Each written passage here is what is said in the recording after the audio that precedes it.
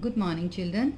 Today I am starting, or you can say I am continuing with the chapter metals and non-metal. Last time Neha ma'am gave you the description about the physical properties of metals and non-metals. This time I will be taking the chemical properties of metals and non-metals. Before I start with the specific chemical properties of the metals and non-metals, let me tell you about the nature of the metals and non-metals. Metals are electropositive and non-metals are electronegative. What does it mean electropositive? You know that the metals are having like sodium, potassium, magnesium, aluminium. They are having either 1 or 2 or 3 electrons in the outermost shell. Okay, so they are having the tendency to lose the electrons. You have done in your chapter number 1 also, where we did about the redox reaction by the electron transfer method. So they are having the tendency to lose the electrons. Because they lose the electrons, like sodium, it is 281, so it loses its 1 electron, so sodium gains 1 positive charge. If I talk about aluminium, it is 283 according to the electronic configuration. It is having the tendency of losing 3 electrons and it forms aluminium ions, which are electropositive in nature. So electropositive nature and electronegative nature of the metals, which I'm just going to explain you, they help us to understand the chemical properties of the metals and non-metals very nicely. So let's talk about the electronegative nature of the non-metals. Let's say oxygen. Let's talk about sulfur. Oxygen is 2,6. It is having the tendency of gaining 2 electrons and it forms oxide ions. Sulfur will be, which is 2, 8 and 6, again is having the tendency of gaining 2 electrons to complete its octet and it will be forming sulfide ion. If I talk about chlorine, which is having the atomic number of 17 and configuration is 287, it has a tendency of gaining 1 electron to complete the octet and form the chloride ion. That means all the metals are electropositive due to loss of electrons and they always gain positive charge. It shows their electropositivity. And non-metals, as they are good acceptors of the electrons, that's why are electronegative in nature. Non-metals. So let's start with the reactions of metals with oxygen. In general, if we talk about the metal, any metal when reacts with oxygen, it forms a metallic oxide. Let's take the example of sodium, potassium and lithium. When these metals are exposed to air, they will be reacting with oxygen and all of them will be forming their respective oxide. Sodium will be giving sodium oxide, potassium will be forming potassium oxide and lithium will be forming lithium oxide. Then let's take the metals of the middle of the reactivity series where we are having calcium and magnesium. These metals have to be raised to some higher temperature and then they will be reacting with the oxygen and their respective oxides will be formed. That means in this case you have given a bit of the temperature. Let's move further. Further we have to take aluminium and iron. These do not react at normal or bit higher temperature. You have to raise the temperature to very high side and then they will be reacting and they will be forming their respective oxides.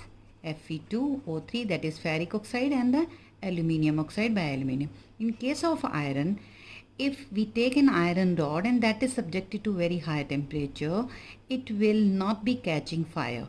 But when iron is crushed and is being converted into iron fillings and that is dropped on the fire, then these iron fillings will be catching the fire and they will be forming the iron oxide. Now here the question arises, why an iron rod does not catch fire but the iron fillings? So you can say when iron fillings are formed, they are very small in size. So area in contact with the fire increases and the reaction becomes very fast. Let's move further and take copper. Copper, as much as high temperature you want, you can heat, but no fire will be seen in that case. It will just develop a black coat on its surface, and that black coat will be due to the formation of copper oxide on its surface. Next, if I would like to make silver react with the oxygen, even if it is taken to very high temperature, no reaction will be happening at all. Gold also in the similar way does not react with oxygen at all. Platinum also does not react with oxygen at all. So there are certain metals like sodium, potassium and lithium which are vigorously reacting even at the room temperature, and they liberate too much of the heat also along with them, and these are the exothermic reaction. And the second one needed higher temperature, next one further very high temperature, then very high temperature. That means their reactivity towards the oxygen is at a different pace. This helps us to arrange the metals in the reactivity series. So we try to make them react with oxygen. In the similar way, we may try to make them react with water, and their different reactivity towards the different substances at a different pace help us to arrange them into the reactivity series. These reactions are very important. Like if I talk about this particular reaction where aluminium is reacting with oxygen and forming a coat of aluminium oxide on its surface. Here there is a difference beta. Here we are making this aluminium reacts with oxygen and aluminium oxide is formed. But if the same reaction happens in the atmosphere on its own pace, that means at a very slow pace, then the coat of aluminium oxide which is formed on the aluminium article is always a very protective coat and helps this aluminium to stop further going under the corrosion process. Now look how it happens. Suppose you are having a bucket which is of aluminium and you are not heating it, you are not doing anything with it, so it slowly will keep on reacting with the atmospheric oxygen, and it will be developing a coat which is not a smooth one, but it will be developing a coat of aluminium oxide on its surface. So this becomes on the inner side and on the outer side of the vessel. So underneath layers, because this is a sticky coat which is formed, so the underneath layers will remain very safe inside. If I remove it with the help of a sandpaper or with the help of a scrubber, then the underneath layers they will be exposed to the atmosphere and a sticky coat aluminium oxide is again developed. So to prevent the aluminium to go further under the process of corrosion, a process is carried out which is known as anodization.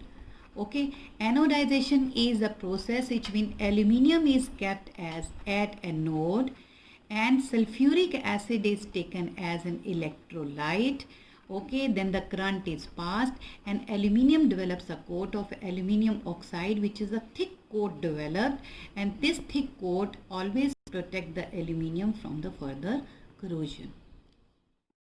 Let's talk about the nature of these metallic oxide. Now we are having metallic oxide. If they are dissolved in water, they form metallic hydroxide. That means they will be forming a base, and accordingly we can say they are basic in nature. So let's take an example you have already done in your previous classes. The first example which has been given in your syllabus is chapter 1, activity 1, where they have taken magnesium, and magnesium is burnt in air and it is forming magnesium oxide. If you have taken this magnesium oxide in a test tube and you add water into this one, it will be forming a compound that is magnesium hydroxide. Drop red litmus solution and then it will be converted into blue one, which indicates the formation of a base. So the nature which has been identified from this reaction of the magnesium oxide is basic nature. Okay, all the oxides are not Most of the metallic oxides are insoluble in nature. They are insoluble in water. Some are strongly soluble, but some oxides like sodium oxide, potassium oxide, lithium oxide, these oxides are of alkali metals and soluble in water and then form the products known as alkalis, like Na2O dissolved in water, it will react with water to form NaOH. K2O will react with water to form KOH. Where you have to take about certain other oxides of metals like aluminium oxides and zinc oxide. These oxides are mentioned as or considered as amphoteric oxide. What does it mean? It means those metallic oxides which behave both like acids and bases. Okay, those are known as amphoteric oxide. Now let's prove it through the chemical reaction. Aluminium oxide will react with HCl also, and aluminium oxide will react with the base also. If it is reacting with acid, that is hydrochloric acid, it forms aluminium chloride plus H2O. Here it will be forming NaAlO2, that is sodium aluminate plus water. Now, as you already know about the neutralization reaction, where we react base with acid and they form salt and water. If you talk about this reaction number 1, here a salt and water has been formed, acid has been taken. That means what is the nature of this compound, aluminium oxide? That is basic in nature. Here, if we talk about this second chemical reaction where aluminium oxide is reacting with NaOH, so salt and water are undoubtedly formed as a base has been already taken. That means what is the nature of this aluminium oxide? That is behaving like an acid in this reaction. So these type of compounds are given the name of amphoteric oxide. Now let's take one more example of the amphoteric oxide where we have taken zinc oxide and it is reacting with HCl and it forms zinc chloride plus H2O. And in the similar way, zinc oxide reacts with NaOH, it will be forming Na2ZnO2 plus H2O, that means sodium zincate and water. Here also zinc oxide in this reaction is acting as an acid, and in this reaction it is acting like a base. So these type of oxides which are having both the kind of behavior, acidic as well as basic, they are given the name of amphoteric oxide. So this is all about the nature of the oxides, and these oxides are formed when metals react with oxygen which is present in the air. Sometimes they catch the fire, and sometimes when they are strongly heated they just form the layer of the oxide on their surface, as in case of copper. Let's move further. The reaction of metals with water. Okay, all the metals do not react with water at the same pace. Some will be reacting with the cold water, some with the lukewarm water, some will be reacting with the boiling water, and some will be reacting with the steam. That means the pace of reactivity depends on the conditions which are being provided to them. Let's take the example of highly reactive elements, sodium and potassium. If you will drop a part of the sodium, a very small quantity of the sodium, even in cold water, this is cold water which has been taken, they generally form otherwise metals, they generally when react with water they form metallic oxide and the hydrogen gas is liberated. The main feature is they will be liberating the hydrogen gas. But in this case, because these are highly reactive matter, the oxides which are formed in the reaction, they will immediately react with water and they will provide the final product, that is NaOH. That means hydroxides will be formed. Like in general, we can say metals react with water, they form metallic oxide and they liberate hydrogen gas. What I want to convey to you is, now listen very carefully, the metals when they react with water, they form metallic oxide and the hydrogen gas is liberated along with too much of the release of heat. That means these are the exothermic reaction. But in case of sodium and potassium or the highly reactive elements, when they are reacting with water, they do not give metallic oxide, they give their hydroxides, hydrogen gas, and the heat is given out. Why hydroxides are finally obtained as a product? Reason being, the oxides which are formed in between, they will be immediately dissolving themselves in the water or will be reacting with the water to form their hydroxide. So that intermediate product will never be obtained as a final product in this case. Okay.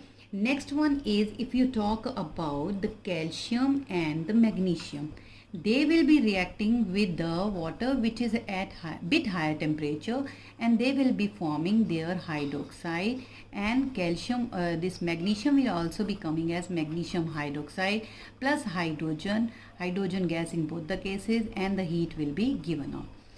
When we compare these two, the reaction of the highly reactive and comparatively bit less reactive element, in this case the reaction is violent. But not in this case. What is the reason? Reason behind this is the hydrogen gas is liberated, but what else is coming out is the heat. Heat which is coming out in these reactions is too high, that is sufficient to ignite the hydrogen which is evolved in this reaction, and hydrogen catches a fire and the reaction becomes very violent. Here also undoubtedly the heat is coming out, but that the quantity of the heat is not that much that the hydrogen reaches to its ignition temperature, so reaction are under control. Here not under control if the quantities are not taken care of. Next one is, when calcium and magnesium are taken to make them react with water, which is comparatively the lukewarm water, not the cold water. So in that case, calcium and magnesium, even being high in density, they will float on the surface of the water. Let's say you have taken the test tube, you have taken the water here, and you have taken calcium. You will find the calcium floating on the surface, magnesium going up and down there in the test tube. Now what is the reason for that? Remember बच्चों, reaction always happen on the surface of the metal. If you have taken calcium, reaction will be happening on the surface of the metal. So what is coming out? That is hydrogen gas, and you know hydrogen is the lightest gas. The bubbles of the hydrogen will be formed, and these bubbles being light in weight, they will be taking or carrying the calcium on the surface. Listen again carefully. I told you that the reaction of sodium and potassium with water is violent reaction. But with calcium and magnesium is not up to that much extent. What is the reason? Because in this case, the heat which is coming out, that is sufficient to ignite the hydrogen or bring the hydrogen to its ignition temperature. And you know, hydrogen always burns with the explosion. So the reaction becomes very violent. But in this case, undoubtedly the heat is coming out, but this heat is not sufficient to ignite the hydrogen, so it is comparatively towards the calm side. Next is, when this calcium or magnesium, they are reacting with water, calcium and magnesium you can see floating on the surface of water. What is the reason for that? You know, always when we take a metal, reaction happens on the surface of the metal. So once this reaction is going to happen, the bubbles of the hydrogen gas will be observed on the surface of the calcium or magnesium metal. So you know the hydrogen gas is the lightest gas. So of course the bubbles which are trapped the hydrogen gas, which being lightest in weight, this will be carrying the metal on the surface of the water. So this will reach here, and once, now look this, in this way, water is here, calcium has reached here. After this, once it will be reaching on the surface, hydrogen will diffuse out, and once the hydrogen is detached, so it will go down. Meanwhile, again the reaction will happen on the surface. So again that hydrogen will be carrying this calcium on the surface. Again diffusion, again. So you can see calcium and magnesium moving up and down in the test tube. Okay, next let's take the example of aluminium and iron. These do not react even with the boiling water. So we have to go for the steam. Let's take aluminium with steam, iron with steam. So aluminium forms aluminium oxide and hydrogen gas will be given out, and iron will be forming Fe3O4 plus hydrogen gas will be liberated. Now what is this Fe3O4? You know ferrous oxide, that is FeO. You know ferric oxide, this is Fe2O3. The combination of these two, this is Fe3. 2 plus 1 3, 3 plus 1 4. So it is given the name of iron 2,3 oxide, which will form in the reaction. How to carry out this activity? Let me explain that to you. For this activity, we will be taking a very hard glass boiling tube. Okay, and this has to be fixed on a stand. Once you have done this arrangement, then you will be putting glass wool soaked with water. Okay, then you have to keep the required metal. You may take aluminium, you may take iron, it depends on your wish. Okay, then you have to fix the cork here, and through the cork, one hole which is present in the cork, you have to fix a delivery tube, and this delivery tube should be in a trough which is already containing a beehive shelf. Okay, beehive shelf is like this kind of structure. It is having one on this side, another on this side. So this shelf is kept. This end of the delivery tube is fixed into that beehive shelf, and on the other hole we have to invert a test tube which is filled with water. But before putting this inverted test tube, you have to fill this particular trough also with water. Once the arrangement has been done, then you will start heating this one. We generally go for glass wool, not the simple wool, because once you will start heating, simple wool may catch the fire. Glass wool does not. So what will happen? Once heating will start, steam will be generated. This steam will be passing over this particular metal, and the reaction will become. So iron will be reacting with this steam, and Fe3O4 ferrous iron 2,3 oxide will be formed, and a hydrogen gas will be liberated. This hydrogen gas will be finding an outlet, will be moving through this one, and will be collecting on this area.